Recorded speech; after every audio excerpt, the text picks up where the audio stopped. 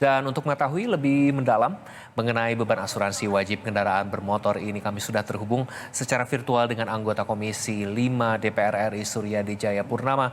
Pak Suryadi, terima kasih sudah bergabung bersama Investor Daily Talk hari ini. Terima kasih. Assalamualaikum warahmatullahi wabarakatuh. Waalaikumsalam, Pak Suryadi. Pak, tanggapan Anda atas rencananya pemerintah yang akan mengeluarkan aturan baru begitu dengan mewajibkan asuransi kendaraan pada tahun 2025 mendatang seperti apa, Pak?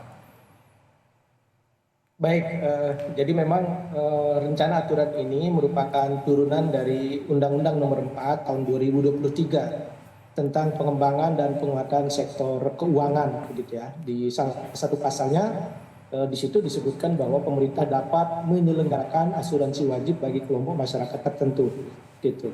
Baik. Nah, namun kami melihat bahwa undang-undang ini kan spiritnya bukan untuk masyarakat ya, tapi bagaimana menyehatkan, mengembangkan sektor keuangan. Sehingga ini yang harus dilengkapi nanti dengan penjelasan lebih detail termasuk aturan sehingga tidak mendapat penolakan dari masyarakat begitu. Jadi memang hal tersebut perlu juga waktu untuk bagaimana menginformasikan begitu ya Pak dan menghindari penolakan dari masyarakat. Lantas apakah ada komunikasi begitu Pak rapat dengan DPR baik di Komisi 5 maupun Komisi 11 begitu atas rencana tersebut sebelumnya Pak? Sejauh ini terkait dengan masalah ini memang kami belum ada rapat koordinasi, tetapi kami perlu tegaskan bahwa problem kita saat ini adalah bukan di sektor keuangannya, tapi di sektor penyelenggaraan lalu lintas dan angkutan jalan. Oleh karena itu kami sebetulnya dari DPR memprioritaskan untuk merevisi Undang-Undang Lalu Lintas Nomor 22 Tahun 2009. Gitu sebelum kita memberikan beban kepada para pengendara atau pemilik kendaraan, tapi bagaimana diselesaikan dulu regulasi yang terkait dengan lalu lintas ini gitu, bukan sekedar membenahi sistem keuangan yang sedang ingin diperbaiki oleh pemerintah melalui undang-undang pengembangan dan penguatan sektor keuangan. Gitu. Jadi ini spiritnya berbeda. Itulah Baik. kami menganggap ini tidak tepat. Pak Kepala Eksekutif Pengawas Perasuransian Penjaminan dan Dana Pensiun OJK Ogi Prastomiono mengatakan juga bahwa saat ini asuransi kendaraan bersifat sukarela begitu ya Pak. Akan tetapi Undang-Undang Pengembangan dan Penguatan Sektor Keuangan UU PPSK ini mengatur bahwa asuransi kendaraan dapat menjadi wajib bagi seluruh pemilik mobil dan motor. Bagaimana Anda melihat kebijakan wajib tersebut yang tentu jadi beban baru begitu bagi masyarakat? Ya, pertama di undang-undangnya wajib ini juga dapat ya, artinya pemerintah bisa mewajibkan, bisa juga tidak. Nah, kenapa ini perlu diwajibkan? Itu ada beberapa prasyarat yang harus dipenuhi gitu. Kenapa? Karena asuransi ini kan sebetulnya sektor swasta ya, lebih kepada mekanisme pasar. Dan spiritnya itu membenahi atau katakanlah meningkatkan optimisme perekonomian di sektor perasuransian. Gitu. Tapi problem utama kita sebetulnya bukan di situ. Ya bolehlah itu menjadi problem sebagian masyarakat kita terutama di sektor keuangan. Tapi problem pengendara kita, problem dari pemilik kendaraan kita bukan di situ. Problemnya adalah di Undang-Undang Lalu Lintas dan Angkutan Jalan. Karena di sini banyak sekali masalah ya. Sehingga itu dulu yang kita sarankan kepada pemerintah untuk diperbaiki. Nah ini terkait juga kebijakan wajib Tapera yang belum menemukan titik temu Pak Suryadi. Kemudian muncul wacana wajib asuransi kendaraan ini. Bagaimana Anda melihat posisi masyarakat? Karena apa yang harus dilakukan gitu pemerintah Pak? Karena kita tahu daya beli masyarakat kini juga semakin menurun begitu Pak Suryadi. Betul, jadi kepercayaan masyarakat terhadap pemerintah itu kan masih sangat rendah ya, terutama bagaimana kalau masyarakat menitip uang di pemerintah. Ada pengalaman Asabri, ada pengalaman yang lain-lain gitu. Bahkan ketika bicara tentang kendaraan bermotor, mungkin publik tahu bagaimana kalau terjadi razia di jalan, itu yang dirazia bukan untuk kepentingan pengendara, tapi lebih banyak kepentingan pemerintah. Yang dirazia itu adalah sudah bayar pajak atau belum, gitu. Bukan bagaimana kendaraannya ini aman atau tidak, gitu. Jadi ini yang membuat masyarakat pemerintah ini baru semangat ketika menyangkut dana dari masyarakat diserahkan ke pemerintah. Sementara pelayanan ke masyarakat justru jarang sekali dilakukan. Ini yang kita lihat prioritasnya yang keliru dari pemerintah. Bagaimana Anda melihat pelayanan lalu lintas sejauh ini Pak Suryadi? Apakah masih mumpuni jika memang banyak sekali dana yang diwajibkan begitu termasuk nanti wajib asuransi kendaraan bermotor ini? Baik, pajak saja berdasarkan data Korlantas Polri ya tahun 2002 itu ada yang nunggak sekitar 50%.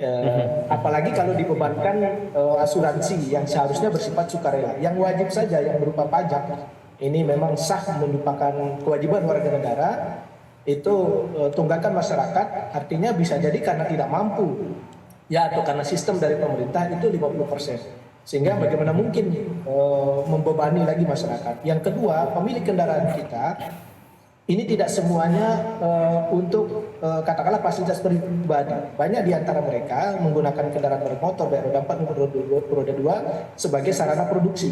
Ketika diberikan beban lagi, maka biaya produksi mereka tentu akan semakin mahal dan ini tidak kondusif buat perekonomian masyarakat kita. Ya.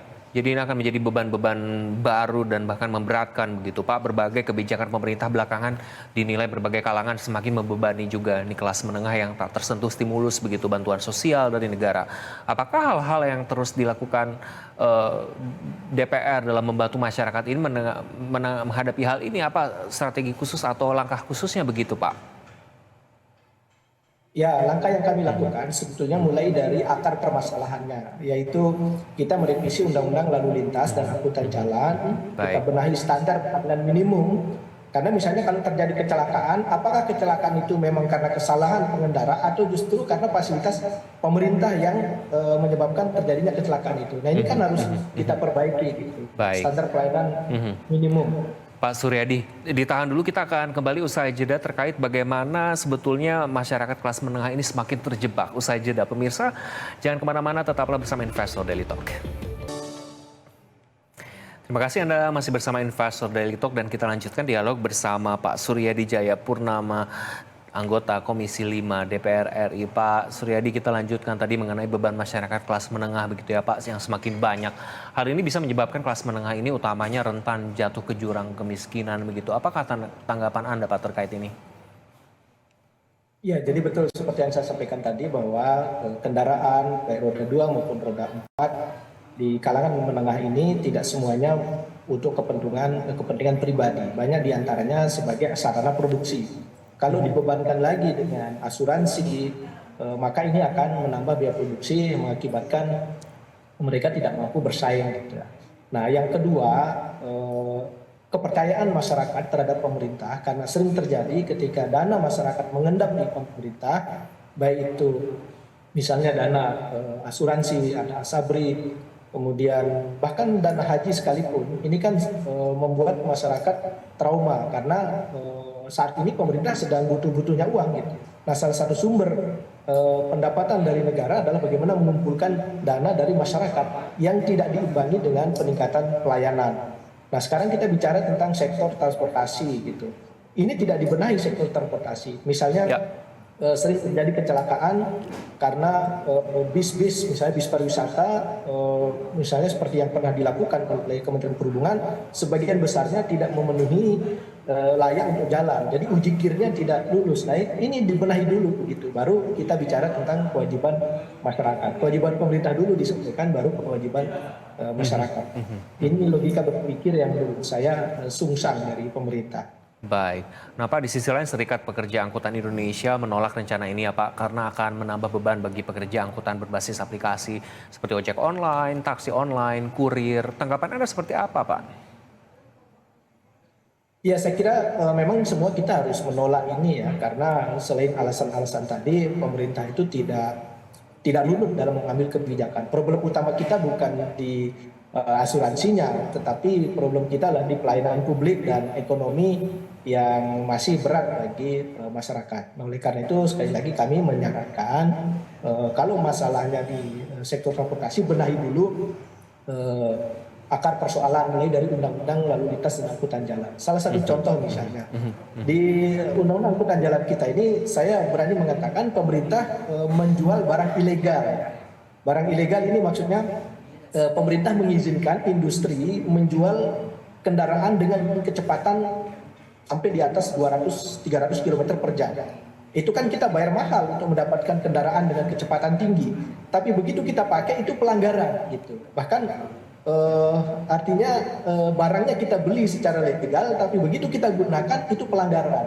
Nah ini artinya tidak sinkron antara industri dengan undang-undang lalu lintas. Belum lagi kita bicara tentang ada istilahnya odol ya, over dimension overload, gitu. Kendaraan yang melampaui tonase sehingga jalan kita cepat rusak karena mengizinkan kendaraan-kendaraan yang seharusnya tidak melewati jalan tertentu justru dibiarkan. Bahkan yang lebih parah, pemerintah mengizinkan karoseri atau industri perakitan kendaraan yang melebihi kemampuan jalan yang tersedia. Nah ini kan yang menyebabkan berbagai persoalan yang harus diselesaikan gitu. Baik, Pak, namun bukankah asuransi sebetulnya kendaraan ini memberikan perlindungan finansial dan mengurangi beban finansial pemilik kendaraan jika terjadi kecelakaan lalu lintas yang melibatkan pihak ketiga begitu ya Pak? Artinya ini bisa memberi manfaat juga untuk pemilik kendaraan. Bagaimana tanggapan Anda terkait ini Pak? Iya, jadi memang asuransi ini kan lebih kepada meminimalisir risiko. Nah, tetapi sebelum kita bicara risiko kan kita bicara pencegahan dulu. Ya. Ya, karena pencegahan itu lebih baik. Misalnya sarana infrastruktur jalannya diperbaiki, kemudian standar pelayanan minimum yang lain-lain itu dibenahi sehingga risiko itu tidak terjadi. Nah, kalaupun terjadi risiko, nah disinilah perlunya secara internal dunia asuransi juga perlu membenahi diri. Jangan sampai misalnya mereka begitu semangat ketika mengingatkan kalau ada tunggakan premi, tapi begitu klaim dari masyarakat, mereka seolah-olah tidak kenal prosedur yang berbelit-belit. Nah ini kan kemudian mekanisme pasar terjadi. Kalau memang menguntungkan bagi masyarakat, asuransi itu pasti masyarakat akan mau. Ya, jadi problemnya kan di situ. Gitu. Jangan menggunakan undang-undang untuk memaksa masyarakat menitip uang di perusahaan asuransi sementara mereka belum berwenang. Saya kira itu problem. Ya, jadi memang memperbaiki infrastruktur, fasilitas itu yang diutamakan ketimbang nanti mitigasi resiko seperti asuransi ini. Pak, ihwal skema pemungutan premi sendiri beserta besarannya masih digodok. Kalaupun aturan ini resmi berlaku nantinya, pemungutan premi yang ideal seperti apa Pak, saran Anda? Ya tentu selain bicara jumlah, nanti juga harus bicara tentang katakanlah kategorinya. Umpama kalau terjadi pelanggaran yang disebabkan oleh atau kecelakaan yang disebabkan oleh kesalahan dari masyarakat, wajar misalnya nanti asuransinya dipersulit. Seperti kalau di Korea itu kan kalau overload, overdimension gitu, maka itu tidak bisa diklaim asuransinya. Tapi kalau kesalahannya dari pemerintah, misalnya terjadi kecelakaan akibat dari jalannya yang rusak, kemudian rambu-rambu yang tidak tersedia, gitu. Saya kira ini memang menjadi kewajiban pemerintah juga untuk menyediakan premi. Gitu. Maksud saya jangan sampai karena seluruh beban itu ditanggung oleh masyarakat. Jadi warga juga memberikan premi, tapi pemerintah juga memberikan premi. Gitu. Karena ketika terjadi kecelakaan itu bisa jadi penyebabnya bukan oleh masyarakat itu sendiri, tapi kesalahan dari pemerintah. Dan risikonya di masyarakat, tapi pemerintah hanya mengambil keuntungan tapi tidak mengambil risiko. Saya kira ini perlu dihitung juga nanti termasuk kategori yang akan dikantor oleh asuransi. Pak Suryadi, kita lanjutkan nanti di segmen berikutnya terkait bagaimana sebetulnya asuransi kendaraan bermotor ini merupakan tindakan kuratif rehabilitatif jika terjadi kecelakaan. Namun usai jeda kita lanjutkan pemirsa, Investor Daily Talk akan kembali setelah yang satu ini. Tetaplah bersama kami. Pemirsa, kita lanjutkan kembali dialog kita bersama Pak Suryadi Jayapurnama, anggota Komisi 5 DPR RI. Pak, tadi terkait bahwa asuransi wajib kendaraan ini adalah merupakan salah satu tindakan kuratif rehabilitatif begitu ya Pak, jika terjadi kecelakaan lalu lintas. Bagaimana dengan kecakupan tindakan promotif dan preventifnya selama ini Pak? Baik, jadi saya mulai dari spiritnya dulu. Dasar hukum dari asuransi ini yang direncanakan kan adalah pengembangan dan penguatan sektor keuangan. Nah, salah satu sektor keuangan selain perbankan adalah asuransi. Dan kita melihat dari data-data yang sudah cukup lama kita kumpulkan, asuransi ini kan pertumbuhannya relatif stagnan ya, kurang menggembirakan. Karena itu solusinya kemudian dibebankan kepada pengendara, kepada pemilik kendaraan. Nah, ini yang menurut saya tidak adil, gitu. Harusnya dibenahi dulu ketika penguatan dan pengembangan sektor keuangan ini ingin dilakukan, benahi dulu secara internal. Karena masyarakat itu punya pengalaman. Saya sendiri dengan beberapa asuransi terus terang punya pengalaman yang buruk. Ya, ketika premi kita setiap bulan diingatkan. Begitu kita mau klaim, ternyata mereka berbagai prosedur, kemudian dipersulit dan lain sebagainya. Ya. Ya, mulai dari administrasi. Dulu ketika kita mendaftar, ketika kita premi, kita sudah kasih KTP, kartu keluarga. Begitu kita klaim, mereka minta lagi. Bahkan saya sempat katakan waktu itu, ini pengalaman pribadi ya. Dulu saya sudah store KTP, sudah saya kasih kakak. Mana yang arsip yang itu? Kenapa kalian minta lagi? Ya. Jadi ini problem-problem yang menurut saya harus dibenahi sehingga kalau di pelayanan dari asuransi ini baik dan rakyat atau masyarakat yakin, maka problemnya tidak seperti ini. Jangan menggunakan pemaksaan karena ini adalah murni bisnis ya, murni usaha. Jadi memang terkait klaim asuransi ini juga menjadi salah satu isu Pak, terkait pembahasan terkait revisi UU LLAJ ini perlu dikaji ulangkah pembahasan ini Pak, dan juga mungkin peraturan-peraturan untuk mengatur bagaimana sistem industri asuransi di Indonesia juga Pak? Betul, jadi kalau kita benahi undang-undang lalu lintas dan angkutan jalan, kemudian meminimalisir melalui undang-undang itu, dan salah satu contohnya adalah peningkatan standar pelayanan minimum di infrastruktur pelayanan publik, khususnya di sektor transportasi, maka risiko kecelakaan itu insya Allah bisa kita tekan. Demikian juga nanti efeknya ketika kita tindakan kuratif itu juga akan bisa diminimalisir. Nah, baru disempurnakan dengan asuransi, sehingga peran asuransi itu ya sebagai pelengkap gitu ya, untuk melibatkan pihak ketiga dalam arti kita berbagi risiko dengan pihak ketiga, bukan sepenuhnya risiko itu ada di pemilik kendaraan bermotor. Jadi, Pak Suryadi, apakah sejumlah negara sudah berhasil begitu menerapkan kebijakan wajib asuransi kendaraan bermotor ini? Apakah secara sistem Indonesia ini siapkah Pak? Iya, kalau di beberapa negara seperti misalnya di Korea Selatan, mereka cukup terintegrasi asuransinya. Gitu ya. Selain misalnya terintegrasi dengan asuransi-asuransi lain, di situ juga ditelusuri nanti kalaupun terjadi kecelakaan, ini penyebabnya siapa gitu. Sehingga beban itu juga menjadi tergantung tingkat kesalahannya. Jadi bukan misalnya saya sudah bayar asuransi preminya, kemudian kesalahannya ternyata dari pemerintah, tiba-tiba katakanlah jalannya rusak atau tidak ada marka jalan, lalu kok saya yang menjadi korban dibebankan gitu asuransinya. Nah, itu yang harus diintegrasikan nanti. Ya termasuk seperti tadi, misalnya dunia industri seenaknya saja mengeluarkan produk kendaraan dengan kecepatan tinggi, ya akhirnya terjadi balapan liar. Nah, yang salah, yang ditangkap mereka yang balapan, tapi yang memproduksi barang ini tidak ada apa-apa gitu. Ini kalau dalam narkoba ibaratnya ya pengguna dihukum, tapi bandar dan pengedarnya justru tidak dihukum. Gitu. Ini kan perlu dirapikan lagi melalui regulasi, yaitu salah satunya undang-undang lalu lintas dan angkutan jalan. Sasaran dan konsekuensinya perlu diperhatikan kembali begitu ya Pak Suryadi? Betul. Pak, terkait bahwa salah satu permasalahannya adalah masyarakat Indonesia ini kan masih banyak melakukan transportasi umum atau publik begitu. Contoh seperti di Jakarta ini. Bagaimana sebetulnya Anda melihat ini ketika para pengguna transportasi umum ini juga perlu juga diproteksi? Apakah hal ini juga menunjukkan bahwa transportasi umum ini kesadarannya juga semakin baik, ataukah harus juga disasar begitu Pak terkait regulasi ini? Ya, memang itulah yang ingin kami sampaikan, bahwa masalah kita kan antara transportasi publik yang belum memadai sehingga masyarakat belum mau beralih secara massal ke sektor transportasi publik.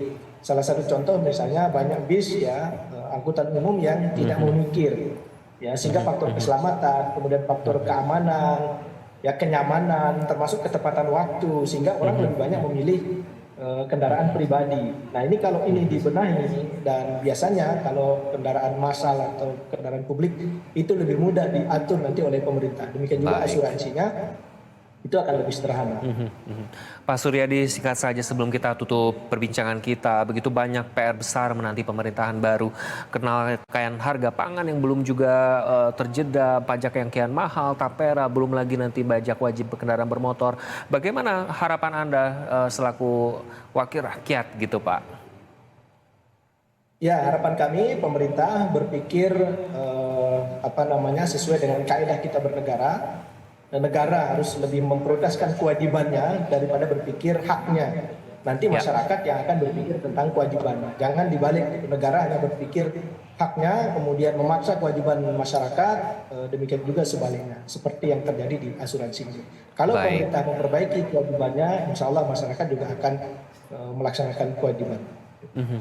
Terima kasih Pak Suryadi Jayapurnama, anggota Komisi 5 DPR RI sudah bergabung bersama Investor Daily Talk, dan semoga kita berharap semua regulasi ini tidak memojokkan dan menyudutkan masyarakat banyak gitu ya Pak. Sukses selalu dan sehat terus Pak Suryadi. Terima kasih atas kebersamaan Anda.